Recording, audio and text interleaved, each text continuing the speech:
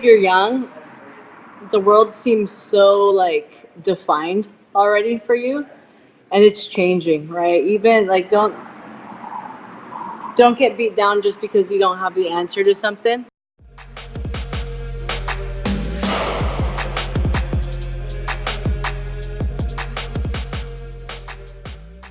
All right, here we go. Ladies and gentlemen, welcome to episode 8. It's 8 of Chasing Passion.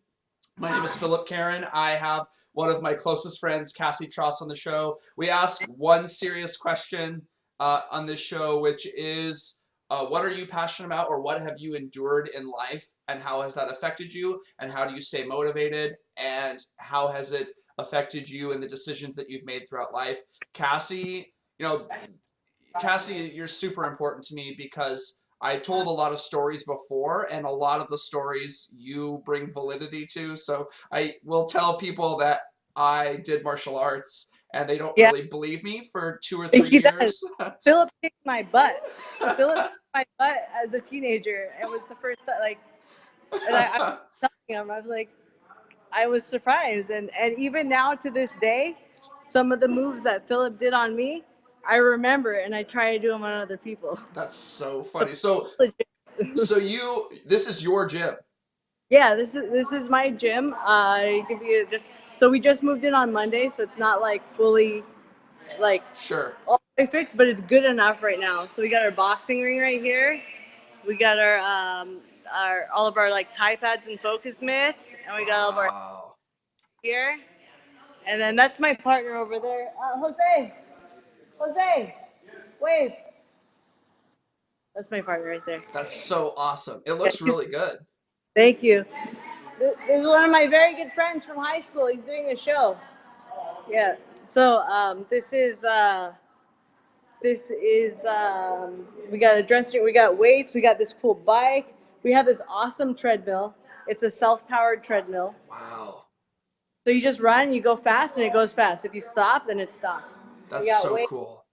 a rower skier, dressing rooms, 2 bathrooms on either side, feedbacks, and then I got a cozy little place upstairs that I can like escape from people if I need to. Yeah, for sure.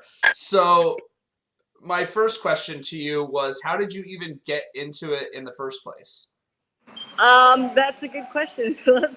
Um, so I always link this back to when we were younger. So I want to say, I mean, you and I are in the same grade. I don't know if you remember. Have you ever lived in Oak Harbor forever? I don't live. I lived there for like 10 years. Yeah, so Okay. it was a How while. old were you when you moved to Oak Harbor? How old was I when I? Oh, like 4. Oh, okay. So yeah, you probably remember this. Remember when that girl got kidnapped? Yeah, I Deborah do. I Palmer? do. That was a really big story. That was a big deal. So when I was younger, that it made me mad, right? Made me mad that someone would do that to someone. And she was, I think at the time, she was a little younger than Yeah. um, than we were, right?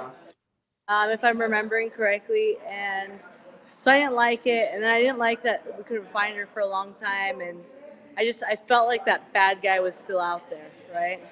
Yeah. And I didn't want that to happen to me, and I didn't want it to happen to my friends, and that probably drove me more. I was like, I don't want that to happen to my friends. If someone tries to take my friend, I'm going to beat him up, you know. Or if I find this guy, I'm going to beat him up, right? That was my motivation.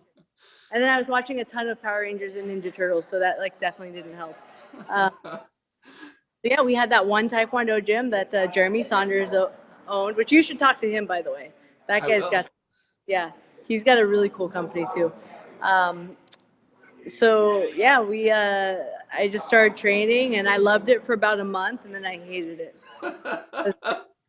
I was like I was in fourth grade. Um, I remember, so that first month I was really excited. I went to school and I told everyone, "Oh, I'm like in Taekwondo, like I'm a white belt, but I'm gonna be a yellow belt soon," you know, like making a big deal about it.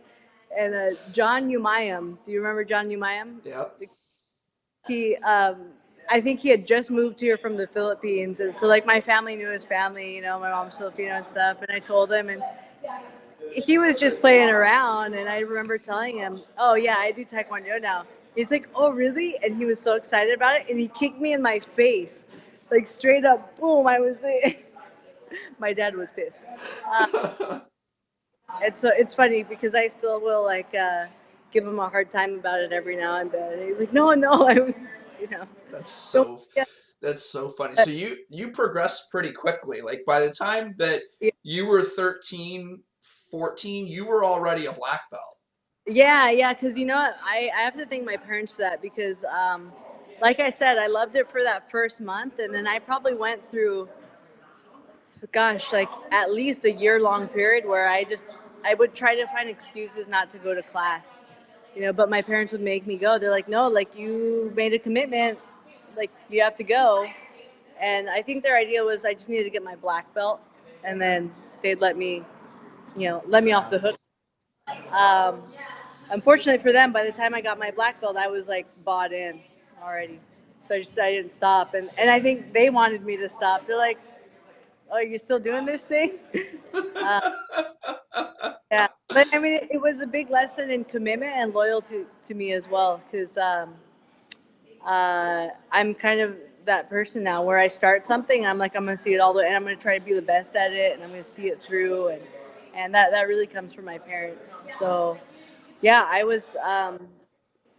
remember I wanted to quit, and a big changing point, and this is as a child, and I've had several of these changing points, but my first big one was as a child. When going to a tournament, I always did pretty good at the tournaments, but I had a real challenge and I got beat up,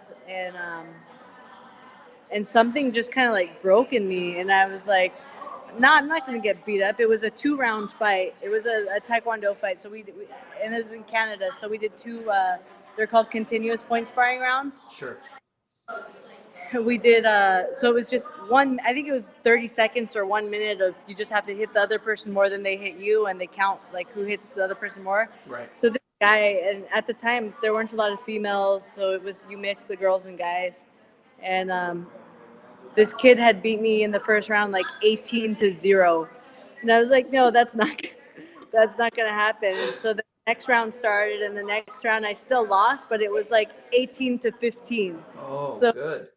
like I did better that round. Yeah. And so from then I was like, oh, I actually need to put effort into this and get better, you know. Yeah. So That's so it just really kind of motivated you. Like when you yeah, saw that the effort that you were putting in was sort of yielding you the results that you wanted, yeah, you kind of said, "Oh, I yeah, can actually extract my own change out of this." yeah. Like, and as a child, that was really cool to learn because it wasn't anyone that told me that. I mean, I'm sure they did, like in their own way, but there's a saying that you learn better when you learn for yourself, but you really need those guides in your life to kind of point you, not give you the answer, but just kind of say, hey, maybe you should go look over there. Yeah. You- So, So as you as you got into your 20s, and this is kind of where I lost track of you because yeah, I kind of went off the deep end myself. yeah. What how did martial arts stay in your life in your 20s? Um, so, um, so when we were kids, still, so in high school, remember when the gym closed? Yep. Jeremy moved. So there was really anyone to just take the hold the gym together, but there were still students, and I was still teaching at the time. I was teaching kids classes, so a few of the parents from the gym had contacted me, and they're like, hey, can you, because I was driving at the time, I was 16, I think. Yeah. So they're like, hey, do you want to drive to our house and just teach our kids at the house? So that's what got me through high school, was just I didn't need like a job at Dairy Queen or wherever, where everyone worked, right? Dairy Queen Yeah. or the um, because these parents would pay me to go teach their kids, and I was making like, I don't know, $80 a month per kid, and I had like 4 kids. So as a in high Yeah. school, that's great, that's good That's money, good. right? So I was like, all right, I could do this. And then when I went off to college, I couldn't do that anymore. So I took a break in college. I would go actually right there in Everett. It's now called Charlie's Combat Club. Sure. It used to be called Pearson's Black Belt Academy. Sure. I used a lot of MMA out of there. it was hard to get up there, from Seattle in that traffic, and then I'm in school and stuff. So I think maybe I trained once a week up there, and I really thought I was done at that point. Um, and then what happened is I got through school, finished school. I still wanted to do some martial arts, but I was trying to figure out life. And then I moved down here to California. Just I was tired of the rain up there. To Yeah, be I honest, understand. I needed something different. So I came down here to California and I signed up at a gym. And at that point, I had already had 3 kickboxing fights. I was fighting adults when I was a kid. I thought I knew what was. I thought it was cool, right? So that, I had some clients up there that I was teaching. They were kids, but I thought I knew everything. Yeah. You're 20 years old, you know everything, right? Yes, of course you do. I'm dealing with that right now with some kids. I moved down here and I signed up for a gym for fun, right? I'm like, oh, there's a kickboxing gym. I'm gonna sign up for fun, and like very quickly I realized like, hey, like these guys are smarter than me and they're better than me, and hold on, and I didn't like that, right? I didn't like that at all. So I quickly like I'm gonna figure this out, and probably like 6 months in, they had asked me like, hey, can you teach? Like, do you want to teach here? Um, Wow. so I did, and I taught there for 8 years. I Wow. taught for 8 years, and during that time, I it became a boxing stable. So like our gym, we're like myself and my partner, we're the head instructors. This particular gym, I was the head instructor, but then we there's a lot of downtime, right? So during the day there were no classes, right? The classes were just in the evenings. Sure. During the day it turned into a boxing stable, which means boxing coaches, different boxing coaches would bring their own fighters in to work out and use the bag, use the rings, like Sure. um, they just needed a place to call home, but they just had their students. So that was actually really cool because I got to see a lot of different, at the same time, like a boxing trainer over here, a boxing trainer over there. Then their guys would spar each other. So you see the different styles. Sure. That was very cool to be able to see um, all the different, like, I didn't really look at boxing a lot. And Sure. that it blew my mind, just the things that it's a very technical sport. It doesn't get enough credit. Sure. So It's funny that you say that because on my last episode I talked with Cameron oh, Johnson, oh yeah, yeah. and Well, he uh, he had a similar situation in the yeah. sense that what he did was he got his degree in architecture, Uh-huh. and then he opened up a beer incubator, which is like basically like a warehouse Yeah. where you can have 3 or 4 different brewers all there at the same time Uh-huh. using the equipment to build their business up in a Oh, similar sense to what you were doing of having. It's yeah. just interesting that you both were kind of having a Yeah. similar experience in life. Yeah. So Yeah. what progressed after that? So after that, like well, kind of during at the same time, I was fighting. Like I'd fought as an amateur. I did, um, I did about 12 amateur fights down here. Okay. Kind of like got bored and had the opportunity to make some money. Um, Probably wasn't managed properly, but I turned professional a little bit soon. Okay. Um, and once you go professional, you can't like change your mind and go back into the amateur world. Okay. So I kind of got painted into a corner, but I made the best of it. And I got to travel to Las Vegas. I got to fight Heather Hardy in New York City. Wow. I did a couple fights out here in LA. I actually sparred. I had a really good sparring partner. She barely spoke any English. Her name was Lupita. Um, she last minute.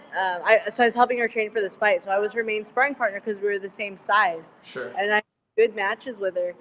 And her opponent. This is all she did for money. So, and you don't make that much money. You make like $1,000, Sure. and you fight once every 2 months if you're lucky. So that's all she was living off of. And so she had this fight scheduled. I was helping her train, and her opponent got injured. And Okay. so that means no fight for her, which means no money. So then her trainer asked me, like, hey, can you be the opponent so that we could get money? And I'm like, sure, like, let's do it. Wow. And we didn't train with each other for a few weeks. And I was convinced I was going to walk in there and beat her because I always beat her in sparring. And she edged me by a very close decision. Wow. And, so then we had a rematch, and I made sure that wasn't going to happen again. So we got paid twice. But so yeah, I mean, that was cool. And then just from there, I, um, I continued to fight, and then I stopped just because, I have my other job. I work for the American Red Cross as well. Wow, that's And, pretty awesome. yeah, and I love that job, and for a while I just saw it as a job, but now it's like a career, and so I really had to take a step back. I'm like, I can't do both. Yeah. I can't be a professional fighter and then have this amazing career, so I need to take a step. What were you doing there? Um, selling CPR classes, Sure. basically, working with companies to make sure they had a safety protocol, that their people were trained in CPR first aid, that they had the AEDs and stuff. That's So cool. yeah, and so I still do that in a sense. I'm on the management side now. I make sure that our instructors that are teaching, I make sure that they're supported and that they're the best instructors that are out there in the business. That's So great. yeah, so that's and that takes a lot. So I couldn't continue to fight anymore. So I was just teaching, and then I was working somewhere. I was always working for someone, right? Sure. And it was getting to the point where it wasn't. We just weren't driving anymore, right? You grow, like, like I was Yeah. growing one direction, this guy was growing in another direction, and so we called it quits. And I was like, I need to do something on my own, Yeah. which was really scary. I didn't want to do. Actually, I actually just wanted to work for someone else. I just didn't want to work for him anymore. And That's the truth. yeah, that's what it was. But my friend here, my partner, actually he's my fiance now. Um, he convinced me. And this was when we were just friends. He's like, hey, because he had a jujitsu school. My school that I was working at was just Muay Thai Sure. and boxing. And he's like, why don't you come over to my school and let's start a strike? You can have your own program at my school. I won't tell you what to do. I'm just gonna let you use my space. You could have it. We'll go half on the rent, and what's yours is yours, what's mine is mine, and so Cool. you can. He's like, I think you could start your own program, and I was like, no, like I don't know, but it was a good deal, right? Because his rent was really cheap. It was a small, 900 square feet, right? Wow. And so I'm like, all right. So I had 4 punching bags up. Actually, I didn't have any punching bags up. So I was just winging it, just like on an empty small floor. And I was like, man, like, I don't know if I could do this. Within 2 months, I had like 20 students. I couldn't fit them in that small spot. Like, Wow. it wasn't happening. And it was just beyond my wildest dreams. And 20 students isn't a lot, but for 20 students of like, I didn't have, like, those are 20 people that I didn't ask anyone from my old gym to follow me, Sure. because I don't want to cause any problems. Like, you guys stay there. If you want to come, that's on you, but I'm not asking anyone. I actually don't want you guys to come because I don't want to cause problems. A couple of them, anyways. But then, so that place grew. So, within 6 months we had to find a new place. So we did. And it was like double. So we went from 900 to 1,800 square feet. And within a year we had 150 students. Wow, that's And amazing. How did you acquire all of your students? Word of mouth? word of mouth, we were in a really good location, like visibly. So Sure. we had a lot of walk-ins. I pretty quickly educated myself on like Yelp ads, Sure. um, Facebook ads. Instagram had come out by then, so we were using that. Um, so yeah, just really word of mouth and some online marketing. And then, we stayed 3 years in that place, and now we're here. This is 4,000 square feet. So we Wow. doubled again. It's unbelievable how successful that you've been. It's it's And crazy. Yeah, I've been. You know what? I can't take all the credit for myself. My partner has been amazing. Um, like uh, I've given him a lot, and it's a lot to manage. I just do I teach a few classes a week now, and I have some assistant coaches that help. I still have my days, right? Like they're Yeah. long days. My next goal is, I like this place. My next goal is I want to really be able to give meaningful employment to some people. Sure. Maybe just one for now, but I want, right now it's just been us doing everything. I'm like, that's not sustainable. Like, Sure. just not. So I don't know how I'm going to go into that next phase, but we'll see. It's I just like I've been watching you on Instagram, and it's Yeah. just it's so emotional for me because I think Yeah. I actually have one statement and then a question for you. So my Yeah. statement is I think that leaving martial arts is something that I think I regret a little bit Yeah. which is something I want to go back into now that my son's a little bit older. Yeah.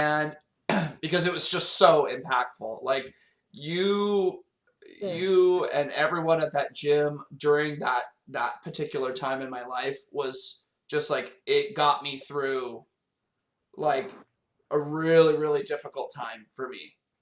And Yeah. and Realize that we left everything outside the door at the gym. yeah. Remember, like you just go in there and Well, and I was that was one of the few things in my life that I was really committed to. yeah, I rode my bike like yeah, 2 miles yeah, and then you have to go up in. that big hill to get back home. Yeah, I had my backpack on, and when I was doing the weapons classes, I would Yeah, just put it on my bike, and I would yeah, just get out of the stressful situation I was in, and I would just go, and we would just train.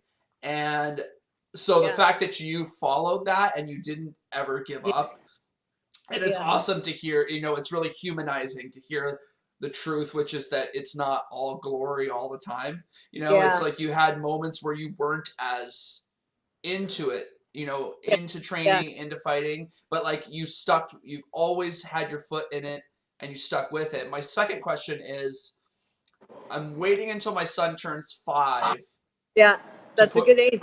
him You in could, because yeah, I think that he'll be have enough discipline at 5 to actually get something from the class. yeah, yeah. But I was thinking of starting him with jujitsu. I highly recommend that, That was and my thought.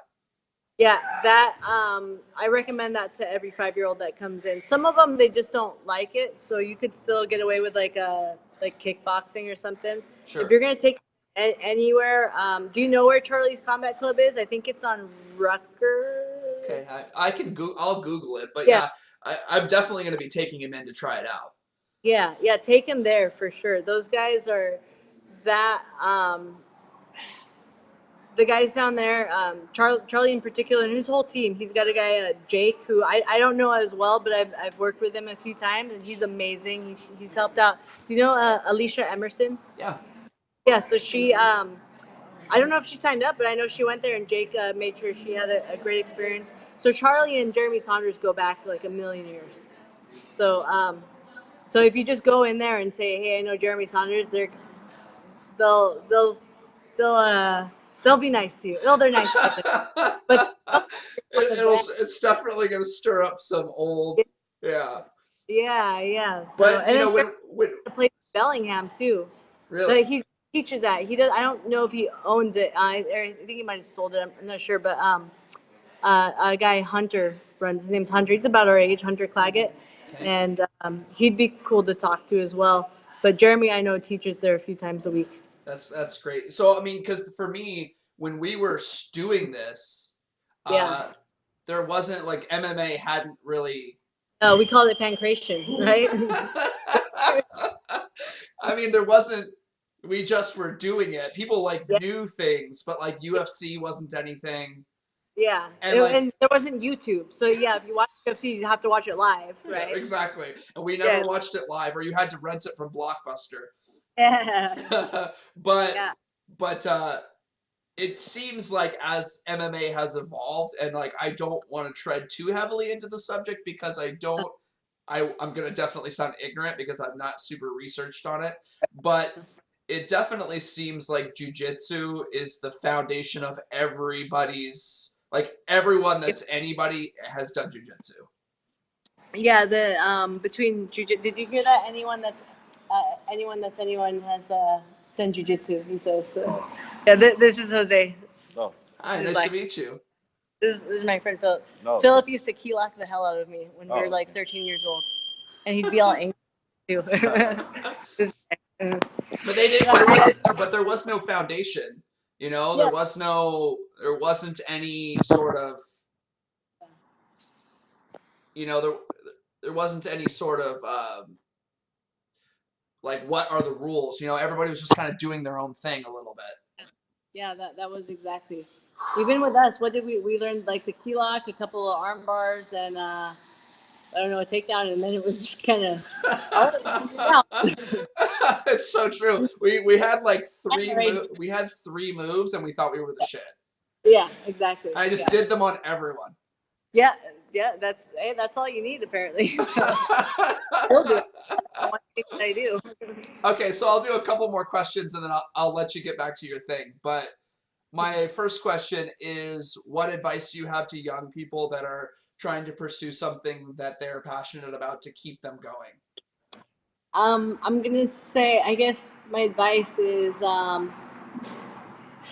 especially if you're young, the world seems so like defined already for you, and it's changing, right? Even like don't get beat down just because you don't have the answer to something. Um, um, it's out there, right?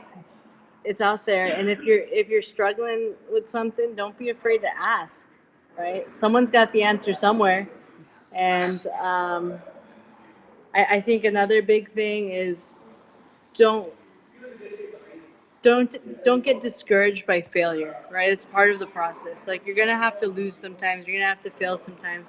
Doesn't mean it's the end of the world. It just means you just found a way that doesn't work, so you're one step closer to finding the way that is gonna work.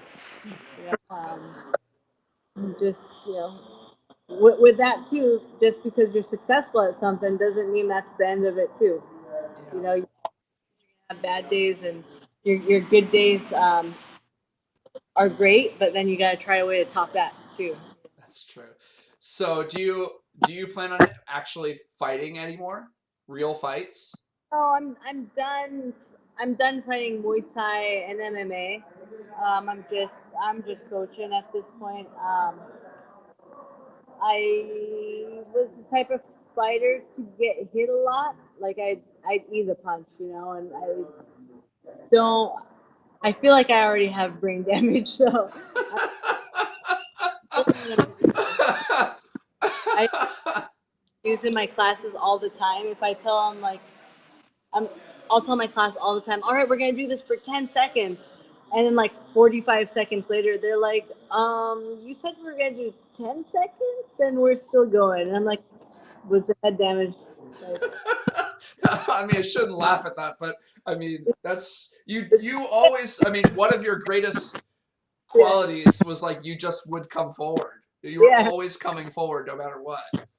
I was just that's how I liked it. Towards the end, I got a little bit more smart. I started, circling, and actually moving. That's what I stress with my students as well. I'm like, don't be like me. Like, be better than I was. But yeah, no, I'm not gonna fight anymore. I am, and I have been competing in jujitsu tournaments, which is like a little bit more outside my realm. I'm a purple belt now. I've been doing it for a while. I wouldn't say I'm like the best purple belt, but like I'm making an effort. It's again different for me, and I'm being more comfortable with it. So actually, my goal for this next year is I want to compete more in jujitsu. Um, yeah, so That's awesome. I'm not super familiar with the ranking system of jujitsu. What's the oh highest? it's white, blue, purple, brown, black. Cool. And each one has kind of like a time commitment. So like from white to blue is about a year. And there's stripes, so you'll get like progression stripes, but the Sure. stripes, the be all end all of it, right? Right. And even white to blue, like Jose, he does it based on ability, like individual ability. Sure. So like these kids over here, Ivan and Detroit. They're like both pretty athletic, so their journey is gonna be a little bit more tough than like we got this other guy. Randy. Randy's 54, 53, 54 years old. He's not going to be able to do the same things that these 20-year-old athletic guys can do, right? Sure. It's a little bit different. Yeah, sure. How did Yeah. you get into, I don't, maybe I missed it. How did you even get into Muay Thai in the first place? Just when I joined down here, well, back in our Taekwondo days, right? Jeremy was teaching some kickboxing and stuff, and then we'd go down to Everett at Charlie's Combat Club, which back then was Pearson's Black Belt Academy, and we did like kickboxing, Muay Thai kickboxing there. And then when I came down here, Muay Thai was really big, and I already had that kickboxing base, so it was very easy to transition. Yeah. I mean, because Yeah. I don't think a lot of people are as familiar with Muay Thai as other things. I mean, that's why you'll hear a lot of people just say kickboxing because like they know what that is, and Muay Thai is just like a more vicious version of kickboxing because you could knee, you could elbow, you could clinch, you could grab, you could catch. You can't go on the ground, but you could like trip your opponent on the ground. Yeah, just to let That's, them get. yeah, I think it's just super awesome. Well, I mean, I can't say enough like how happy I find that I see some of my old friends and they're just doing just the best things. And I think oftentimes I feel really down and I get like it's hard up here with all the rain and everything. And Yeah, yeah, it's the yeah, exact reason that you left, it's raining today.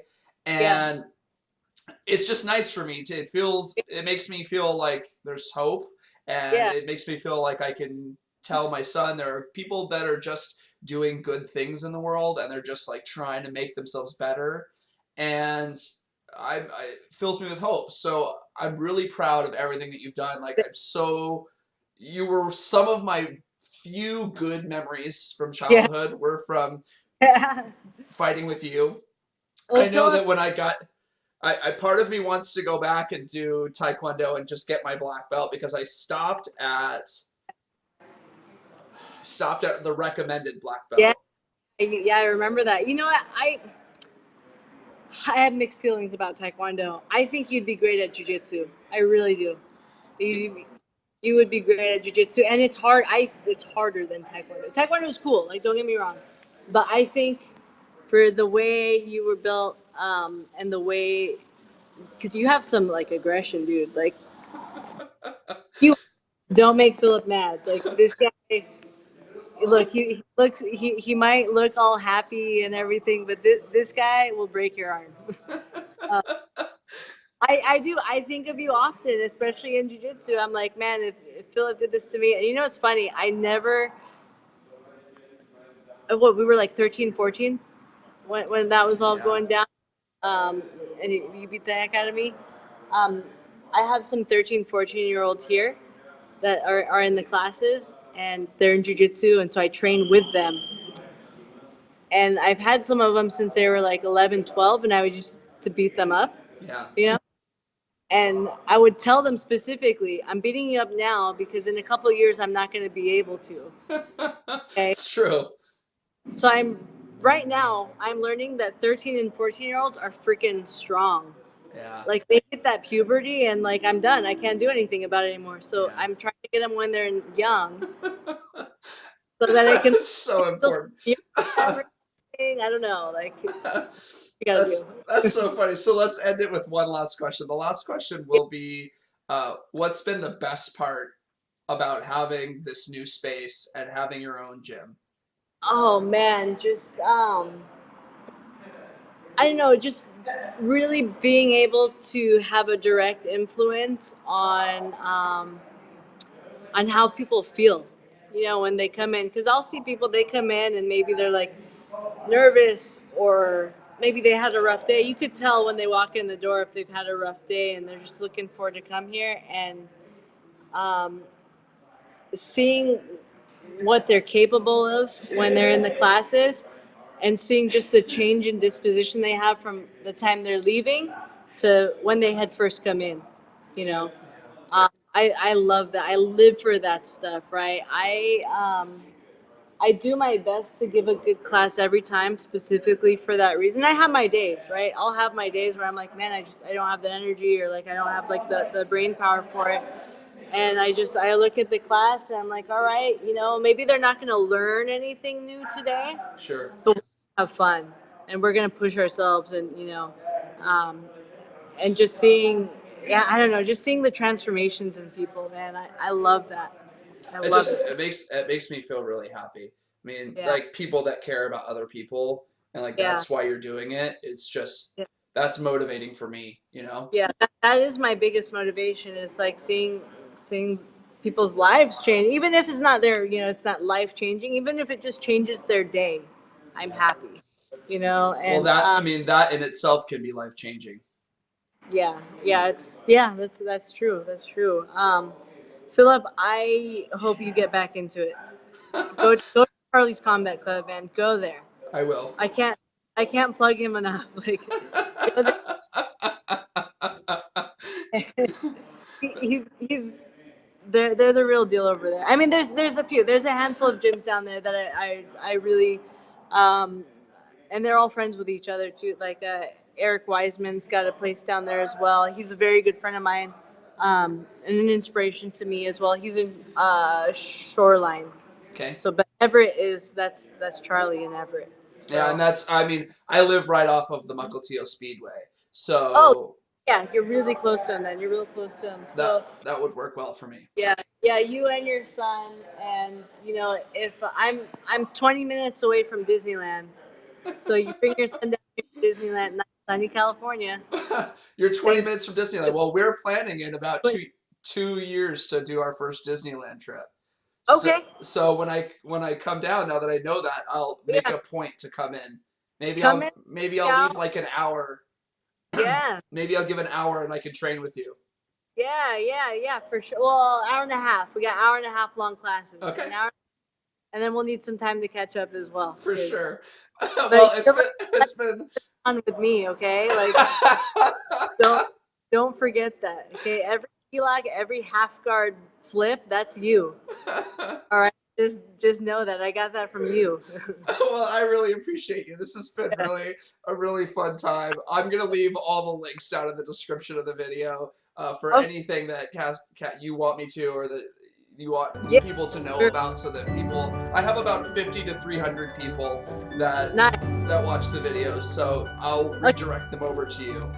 I love it. I love it. So thank you very much. Stay with me, and as I end the show, and then I'll talk with you after I'm done recording. Thank you everyone for everything, and see you next time.